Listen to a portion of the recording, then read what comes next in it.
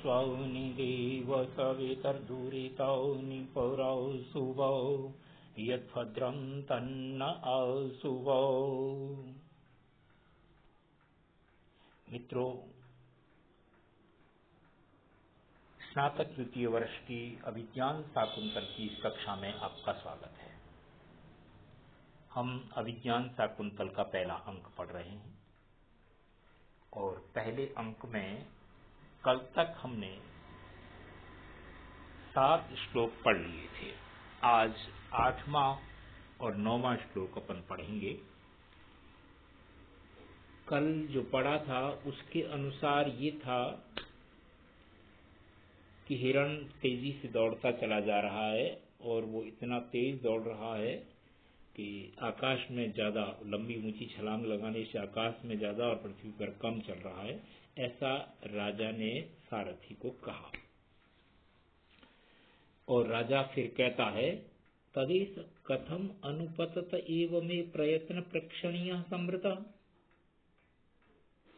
तो ये अभी देखते देखते ही मेरे लिए इतना दूर कैसे हो गया।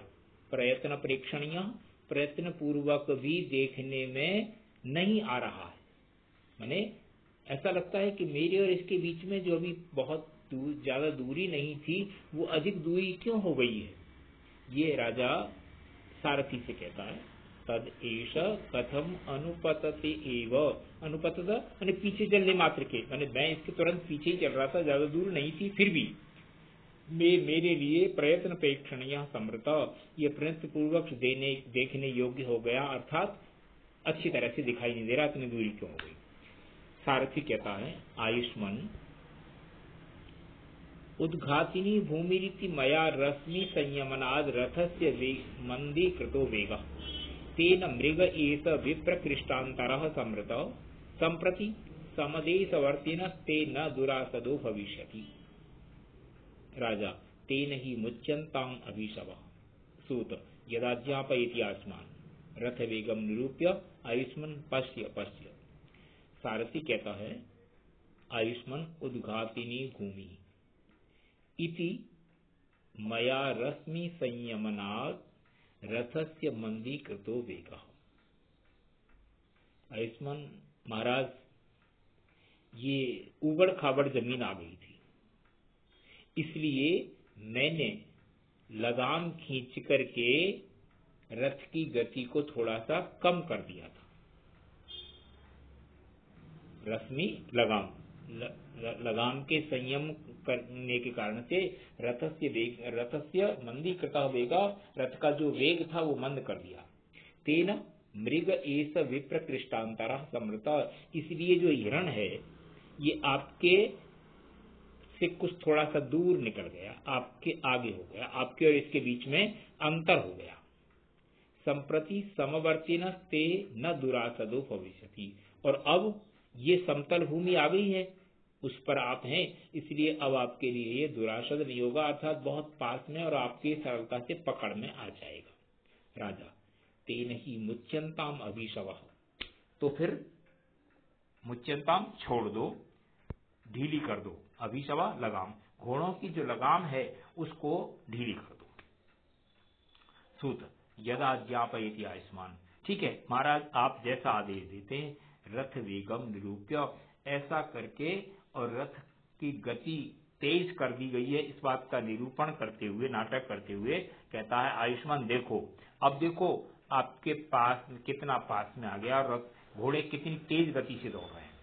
मुक्ते सुरश्मिषु निरायत पूर्वकाया निष्कंप चामरसिका निवृतोर्ध्वकर्णा आत्मोद्धतैरपि रजोभिरलंघनीया धावन्त्यमी मृगजवाक्षमयैव रथ्याः। मुक्तेषु रश्मिषु, रश्मि लगाम, लगामों के मुक्त होने पर माने ढीले होने पर, निरायत पूर्वकाया, पूर्वकारा काया निरायत, घोड़ों की पूर्व काया, घोड़ों का आगे वाला भाग पूरी तरह से फैल गया। मैंने जब लगाम खींची हुई थी तो थोड़ा सिकड़े हुए थे, लगाम छोड़ दी, ढीली कर दी तो वो तेज गति से दौड़ रहे हैं, इसलिए उनका सीना फूला हुआ है। निष्कंप चामर शिखा निवृतोर्ध्व करना, और चामर शिखा निष्कंप, जो कलंगी लगाई हुई है मस्तक पर, वो तेज गति से दौड़ने के कारण से उसका हिलना डुलना बंद हो गया, एकदम खड़ी है सीधी। निवृतोर्ध्व करना, और कान भी पूरी तरह से एकदम सीधे खड़े हुए। आत्मोद्धतैरपि रजो भी अलंगनिया। घोड़े जब चलते हैं, कोई भी पशु चलता है, तो उसके पैरों से धूल उठती है, और पैरों से धूल जब उठती है तो वो धूल, अगर वो पशु चल रहा है तो धीमी गति से चल रहा है, धूल उठेगी तो उसी के शरीर पर लग जाती है।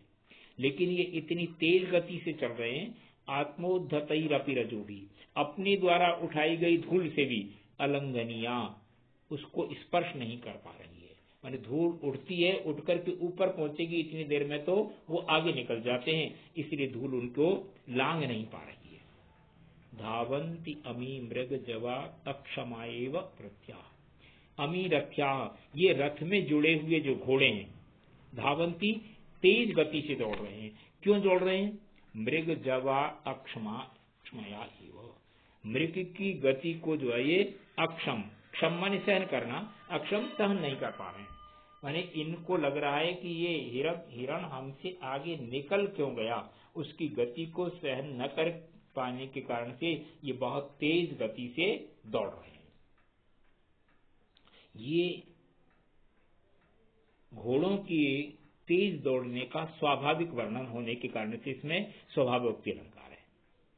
हेतुत्प्रेक्षा भी है, मानो ऐसा हो रहा है, क्योंकि मानो ऐसा हो रहा है तो नाटक ही तो है ये, इसलिए हेतुत्प्रेक्षा अलंकार है। वृत्त्यनुपास आदि ये सामान्य चीजें हैं। और इसमें वसंत तिल का छंद है, छंद अपन पढ़ चुके हैं। उक्ता वसंत तिल का तबजा जगऊगा, तो वो लक्षण के अनुसार वसंत का श्लोक में स्वाभाविक वर्ण है कि जैसे ही पशु को ढीला छोड़ेंगे और उसको गति के लिए प्रेरित करेंगे तो वो तेज गति से दौड़ेगा, और जब तेज गति से दौड़ेगा तो स्वाभाविक रूप से उसका आगे वाला भाग जो है ना, सिर ऊपर होकर के चौड़ा हो जाएगा। और अगर कलंगी आदि बनी है तो उस समय पर बिल्कुल भी सिर हिलता नहीं है। सिर नहीं हिलेगा तो सिर पर बंधी कलंगी वो भी जो है अपने आप में नहीं हिलेगी, कान भी एकदम सीधे हो जाएंगे। और गति तेज होने के कारण से पैरों से उठने वाली जो धूल है, वो धूल स्वाभाविक रूप से उसके ऊपर नहीं आएगी। इसलिए अब ये गति तेज क्यों है, इसको इसने एक बड़ी हंसा वो दिया है मोड़, कि भाई ये घोड़े इसलिए तेज दौड़ रहे हैं कि हिरण उसका पीछा कर रहे हैं, तो हिरण हमसे तेज दौड़ क्यों रहा है, उसकी गति को सहन नहीं कर पाने के कारण से ये बहुत तेज गति से दौड़ रहे हैं। अन्वय की दृष्टि से एक बार फिर देख लो इसको। रश्मिसु मुक्तेषु निरायत पूर्वकायाः, अश्वा का विशेषण है ये। लगाम के ढीले छोड़े जाने पर जिनकी काया, जिनका पूर्व काया, आगे वाला शरीर का भाग चौड़ा हो गया है, खुल गया है, और निष्कंप चामर शिखाह, जिनके चमर की शिखा जो है, जो कलंगी लगी हुई है मस्तक पर, वो निष्कंप हो गई है, इस प्रकार के योगड़े। और निवृत कर ऊर्ध्व करना, जिनके कान पूरी तरह से एकदम सीधे खड़े हो गए हैं, इस प्रकार के घोड़े आत्मोद्धतई, अपने द्वारा उठाई गई, रजो भी, धूल के कणों के द्वारा भी, अलंघनिया, लांघी नहीं जा रहे हैं, अर्थात धूल के कण भी इनसे पीछे रह रहे हैं। अमी रथ्या, ये रथ में जुड़े हुए घोड़े, मृग जवा क्षमया, मृग की जव माने गति को, अक्षमया सहन न करने के कारण से, धावंती दौड़ रहे हैं, माने ये इस कारण से ऐसे दौड़ रहे हैं मानो रथ की जो है उसकी हिरण की गति को सहन नहीं कर पा रहे हैं, इसलिए तेज गति से दौड़ते चले जा रहे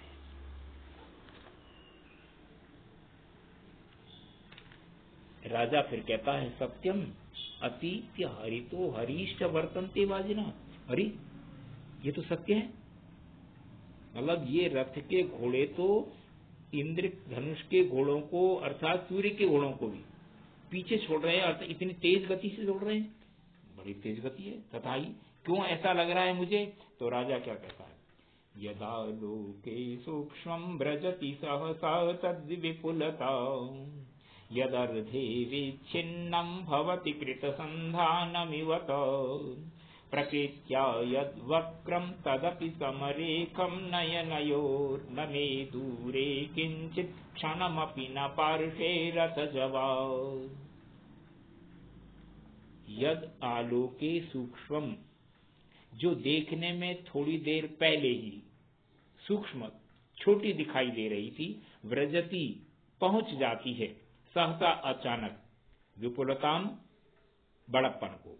जो चीज अभी दूर होने के कारण से थोड़ी देर पहले छोटी दिखाई दे रही थी, रथ की गति इतनी तेज है कि वो अचानक ही पास आने के कारण से बहुत बड़ी दिखाई दे रही है। यदर्धे विच्छिन्नम, जो आधे में, विच्छिन्न माने कटी हुई, भवती होती है, कटी हुई है, कृत संधानमिवत, वो जोड़ लगाए हुए के समान माने सीधी जुड़ गई है, ऐसी भवती हो जाती है।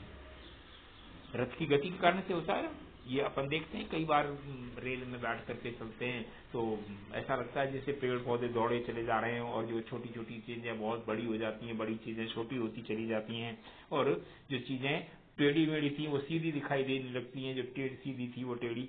प्रकृत्या यद वक्रम तदपि समरेखम नयनयो, प्रकृत्या प्रकृति से माने स्वाभाविक रूप से जो वक्रम टेढ़ापन है, तदपि वह भी नयनयो समरेखम भवती, वो मेरे नेत्रों के सामने एकदम सीधी हो जाती है। न मे दूरे किंचित, मेरे लिए कुछ भी दूर नहीं है, क्षणमपि क्षण भर में भी न पार्श्वे और न कुछ पास में है। रथ जवात, रथ के वेग के कारण से, रथ के वेग के कारण से जो दूर है चीज वो क्षण भर में पास आ जाती है, और जो पास है वो दूर चली जाती है।